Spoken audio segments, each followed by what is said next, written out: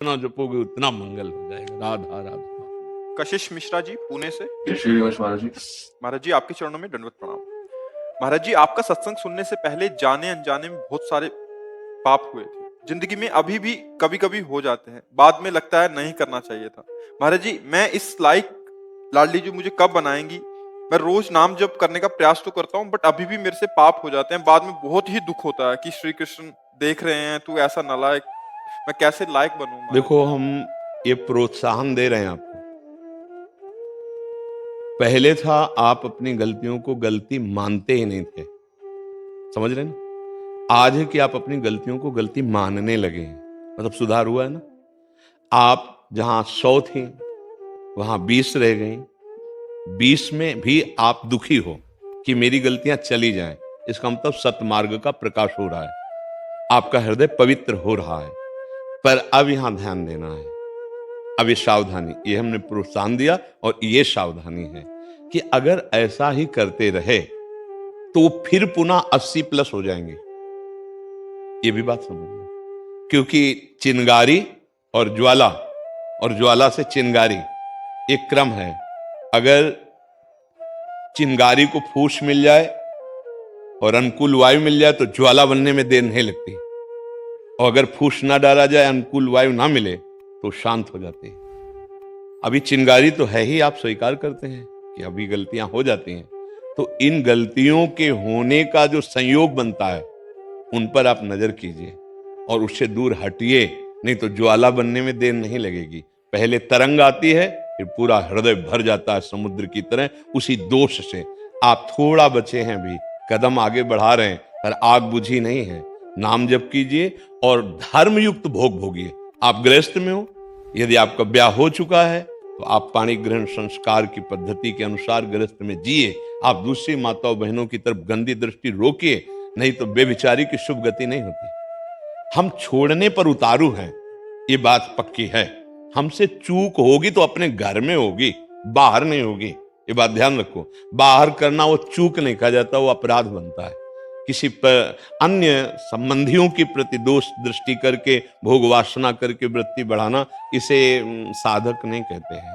बहुत सावधानी। यद्यपि प्रोत्साहन इसलिए दिया कि आप 100 से 20 में आ चुके, 80 छोड़ रहे हैं, पर वो कोई खास बात नहीं, क्योंकि 20 को 100 बनने में देर नहीं लगती है।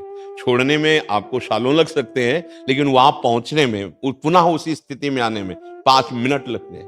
वो पूरा हृदय विषयी हो सकता है। इसलिए आप सावधान रहिए, अपने को एक सीमा में रख लीजिए। और ऐसा नहीं कि हम नहीं छोड़ सकते, आप छोड़कर दिखा रहे हैं ना अपने अंदर, आप कुछ तो छोड़ दिए ना।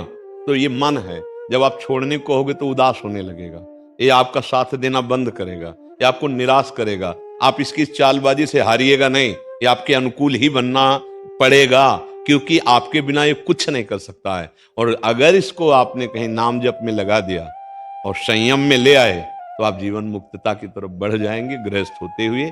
नहीं तो सबको फंसाकर भ्रष्ट ही किए हुए है। ऐसी स्थिति ला देता कि मैं भोग के बिना जी नहीं सकता, लिख लो। ऐसी स्थिति ला देगा कि मैं इस नशा के बिना, इस व्यभिचार के बिना, इस खाद्य के बिना मैं रह नहीं सकता। आप कुछ भी हो, इतना कमजोर कर देगा। आज तो कम से कम सत्संग का बल आपके अंदर जागृत हुआ कि आप लड़ना शुरू कर दिए, आप उसको परास्त करने की चेष्टा कर रहे हैं। नहीं तो ये इतना दबा देता है, उत्साहहीन कर देता है कि वो व्यक्ति, अब मैं नहीं जी सकता, अब मर भले जाऊं, मैं ये नहीं छोड़ पाऊंगा। उसके अंदर ऐसी कमजोरी पैदा कर दे। अभी तो धन्यवाद है कि आपको सत्संग के वचन पालन करने का उत्साह बचा है, नहीं तो अध्यात्म विहीन जीवन, नारकी जीवन ये मन बना देता है। तो हमें सावधान रहना है, कहीं जो हम कदम आगे बढ़ा चुके हैं फिसल कर वहीं ना पहुंच जाएं। और अगर एक बार फिसल कर वहां पहुंच गए तो दोबारा उत्साह आना बहुत कठिन होता है। लगता है यार देखो, कई महीने से हम ऐसे चल रहे थे, फिर हम भ्रष्ट हो गए, इसका मतलब हम नहीं निकल पाएंगे। फिर उन्हीं भोगों में वो प्रियता कर बैठता है। कमजोर मत बनना। हम कई बार एकांतिक में और सत्संग में कहा कि अगर 1000 बार हम हार भी गए ना, तो उसके ऊपर भी हम उठने की योग्यता रखते हैं, क्योंकि हम अविनाशी भगवान के अंश हैं। इस शरीर में फंस गए हैं, अब मुझे हटना है। 1000 बार अगर हमें काम गिराता है, क्रोध गिराता है, तो हम ढीले नहीं पड़ेंगे। हम भगवान नाम की कमर कसेंगे और इस भव समुद्र से पार होंगे। बात समझ रहे हैं आप? हाँ, पर जो गलती है उसे गलती मान रहे हो तो बचने का प्रयास कीजिए। अगर आप बचना चाहें तो आपको कोई कैसे फेल कर सकता है? हम लोग बचना नहीं चाहते। हम लोग की 100 में इतना तो चलेगा, वो जितना तुम बनाए रखे हो उतना ही बना है। नहीं, अगर आप लकीर खींच दो कि नहीं तो आपको कोई गिरा नहीं सकता, पक्का समझो। कैसे कोई गिरा सकता? मुझे नहीं भोगना, मुझे नहीं खाना है, मुझे नहीं पीना, पूरा जीवन हो जाएगा, कोई आपको परास्त ही नहीं कर पाएगा। पर हमारे अंदर एक कमी रहती है, उसमें सुख बुद्धि रहती है। अंदर बाहर से तो हम त्यागना चाहते हैं, पर अंदर से हमारे अंदर उसमें सुख बुद्धि है, वो सुख बुद्धि हमें गिरा देती है। फिर बाद में पश्चाताप होता है, क्योंकि जो हमने चिंतन में सुख पाया वो क्रिया में नहीं मिला। फिर लगता है कि नहीं नहीं गलत है, फिर रोकना चाहते हैं, फिर थोड़ा समय हुआ, फिर चिंतन बनता है उसका। ये खास बात ध्यान रखनी है, जब हमको मन गिराता है उस समय हम भगवान को भूले हुए होते हैं। अगर उसका चिंतन न बनने पावे तो कोई भी भोग परास्ती नहीं कर सकता।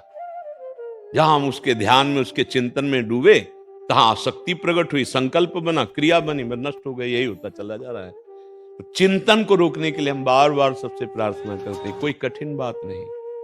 जहां आपका गलत चिंतन होने लगे, नाम कीर्तन करने, उस समय नाम जप नहीं चलेगा, उसमें नाम कीर्तन करें। मन आपको रोकेगा, मत करो नाम कीर्तन। देखो हम तुम्हें सुख प्रदान करने वाली बात बता रहे हैं, इसका चिंतन करो, इसका संकल्प करो। और आप सावधान रहें, अगर नाम चल रहा है, नाम कीर्तन चल रहा है, नहीं उसमें मन लग रहा तो सत्संग सुनने लगो, नहीं हो रहा तो उस संयोग से हट जाओ। जहां भ्रष्ट होने का संयोग आए, हट जाओ, बिल्कुल हट जाओ, दूर हट जाओ। जैसे किसी की गोद में काला सर्प गिरे, कोबरा सांप गिरे, तो वो बिना विचार के पहला काम करेगा, फटक देगा दूर, करेगा ना। ऐसे ही अधर्म युक्त यदि विषय सेवन का नंबर है तो भाग पड़ो, जैसे सांप को देखकर भागे ऐसे भाग पड़ो, फिर बाहर विचार तुम्हारा ठीक हो जाएगा। अगर उसके संयोग में रहे तो नष्ट हो ही जाएंगे, क्योंकि इतना ज्ञान नहीं है कि जित संग दोषा, वो दोष युक्त क्रिया का संग हो रहा है, आप अपने स्वरूप में स्थित हैं। इसलिए सावधान रहिए और ये ढील मत दीजिए कि हमने 80 छोड़ दी है, अब 20 रह गई। 80 होने में, प्लस होने में देर नहीं लगेगा, ये माया है। जब तक कोई भी भोग वासना है तब तक उपासक को धर्मयुक्त भोग भोगना चाहिए, चाहे गृहस्थी में हो चाहे विरक्ति में हो। धर्म विरुद्ध आचरण फिर उसको भ्रष्ट कर देगा। तो गृहस्थी में तो बहुत सुविधाएं हैं, विरक्त को तो पूरे जीवन चौड़े पे लड़ाई लड़नी होती है, गृहस्थ को किले की लड़ाई है। विरक्त को तो आजीवन चौड़े पे लड़ना है, हर विकार से लड़ना होता है। तो इसलिए धन्यवाद है आपको कि आप गृहस्थ में होते हुए भगवत मार्ग में चलने की चेष्टा कर रहे हैं, पर वो सावधान रहिए। महाराज जी, हमें गृहस्थ में नहीं जाना है, हमें विरक्त रहना है। तो अगर हम हमारे माता पिता से थोड़े वो हो जाएंगे कि ये गृहस्थ में जा रहा है, तो ये पाप हमें। माता पिता की सेवा के लिए कौन है? बहनें हैं हमारी। नहीं, बहनों से काम नहीं चले, ऐसे ही रहो, मत करो ब्याह अगर तुम्हारी इच्छा नहीं तो। जब तक माता पिता हैं उनमें भगवान का भाव करो, सेवा करो, इसके बाद आजीवन के लिए वैरागवान हो जाना। ऐसे ही रहो जैसे रह रहे हो, कुछ नहीं। हमारी बात समझ लो, कहीं भाग के नहीं जाना। कोई बाहरी परिवर्तन से भगवान नहीं मिलते, उद्देश्य के परिवर्तन से भगवान मिलते हैं। अपने माता पिता को भगवान समझ लो और उन्हीं की सेवकाई करो, और जब शरीर पूरा हो जाए तो आप आचार्य परंपरा से, किसी भी आचार्य परंपरा से वेश ले लो और भिक्षावृत्ति से जीवन निर्वाह करो।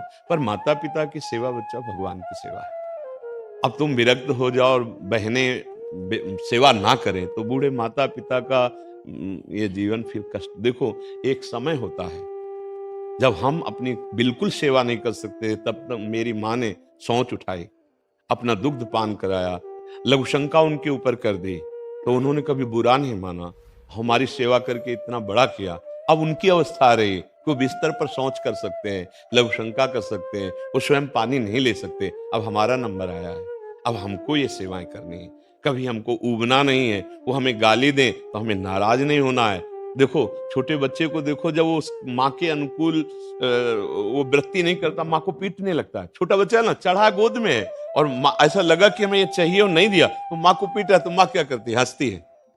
अब आपका नंबर आ गया, वो गाली दे सकते हैं कि ये कोई सेवा नहीं करता है। आप कहोगे कि हम रात दिन इनके लिए तो सेवा कर रहे हैं, हमारी निंदा कर रहे हैं। नहीं, निंदा सहो, गाली सहो और उनकी सेवा कर लो, तो ज्यादा आपको परिश्रम नहीं पड़ेगा भगवत प्राप्ति में। हमारी बात मान लेना, वही भगवान है माता और पिता के हृदय में। हाँ, राग रहित हो जाओ, ऐसे ही रहो जैसे देखो, प्रणाम नमस्कार बहुत भजन जाता है इससे।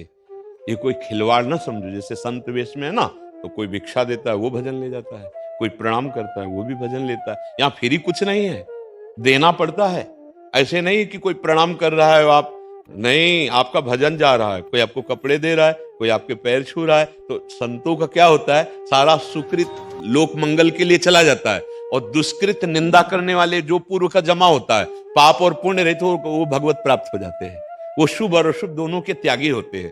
तो आप गृहस्थ में आपको कोई प्रणाम नहीं करेगा, आपको कोई जान नहीं पाएगा, इतने बड़े भगत हो। आपकी पूंजी पूरी जमा रहेगी, और अपनी मेहनत से कमाओ और माता पिता की सेवा करो, नाम जप करो। आगे चलकर विरक्त भाव प्रगट में ले लेना, अभी अंदर से विरक्त रहो। ठीक समझ रहे ना? भागना मत, माता पिता को छोड़कर मत भागना, अगर मेरी बात मानते हो।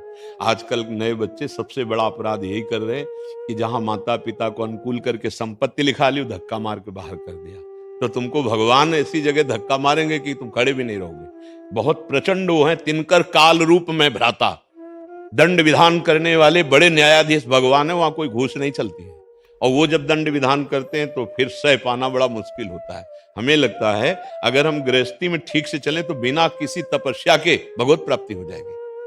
नाथ सकल संपदा तुम्हारी, मैं सेवक। हम मान गए कि तुम्हें स्त्री की आवश्यकता नहीं है, आप ब्रह्मचर्य से रहना चाहते रहिए, लेकिन आप भेष परिवर्तन मत कीजिए, अपने माता पिता की सेवा कीजिए। ठीक है? जनरेशन बच्चा नहीं क्या